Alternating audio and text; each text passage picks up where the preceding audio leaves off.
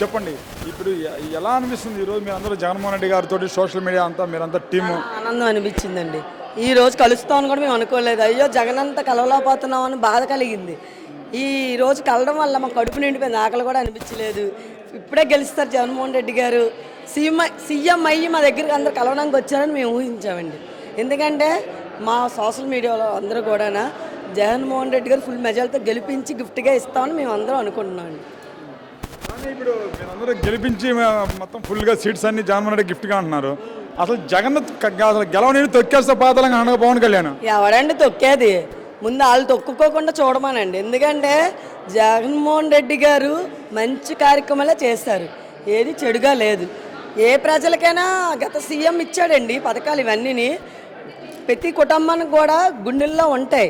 ఈ జగన్మోహన్ రెడ్డి గారు వచ్చాక ఏవి ఇచ్చారో, గత ప్రభుత్వం ఏవి ఇచ్చారో అవి గుర్తించుకొని వాళ్ళకి ఓటేయమనండి. ఎందుకంటే ఒకసారి ఆలోచించాలి కూడా కదా. మనకు మంచి చేసిన వ్యక్తి అయితే ఓటేయమనండి, మంచి చేయలేదనుకుంటే ఓటేయడం మానేమనండి. మాకొద్దు, మాకు ఏ పథకాలు వద్దు, మాకు ఇల్లు వద్దు, మా పిల్లలు చదవద్దు, మాకు 40 సంవత్సరాలు డబ్బులు వద్దు అని అనుకుంటే వద్దని చెప్పియండి, ఓటేయొద్దనండి. నిజాయితీకి నీతికి ఒక కుటుంబం అనుకొని చేసే వ్యక్తిని గెలిపిస్తే మళ్ళీ పథకాలు అందుకుంటారు. వాళ్ళ ఇంటి వద్దకే అన్నీ వస్తాయి. నేను ఇస్తాను ఒకసారి చూడండి చంద్రబాబు నాయుడు అవన్నీ ముందుసారి చూడలేదేటండి. రుణమాఫీలు ఇస్తాను అన్నట్టు చేశాడేటి, పసుపు కుంకాలు డబ్బులు వేస్తాను చేసాడు, ఈదిపాలు చేస్తాడు. మహిళలందరినీ కూడా బ్యాంకులు అంటే ఏడిపించాడు. నోటీసులు వచ్చి మహిళలందరూ కూడా బుర్రలు కొట్టుకొని కొంతమంది అయితే చనిపోయారు కూడా. మళ్ళీ ఎవరండి నమ్ముతారు అతని మాటలు? నమ్మిన వాళ్ళందరూ ఎర్రోళ్ళు,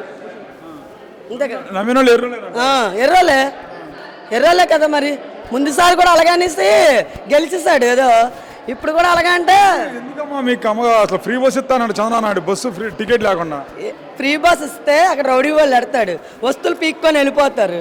అది అవసరమా మాకు? 100 రూపాయలు పోయేది 10,000 పోగొట్టుకుంటామా? ఫ్రీ బస్సు వద్దు, ఏ బస్సు వద్దు. అసలు అతను సీఎం అవుతాయి కదా, ఫ్రీ బస్సు ఇవ్వడానికి ఏ బస్సు ఇవ్వడానికి. ఏదో జనం నోటు అంటే ఏదో అది బాధపడకూడదని అంటున్నారు. అతను బాధపడకూడదు ఎందుకు ఇవన్నీ అని. జగన్మోహన్ రెడ్డి గారు ఎవరు వద్దు అనుకోలేరు కూడా. కల్లో కూడా 30 ఏళ్ళు కూడా జగన్మోహన్ రెడ్డి గారు సీఎం అవుతారండి.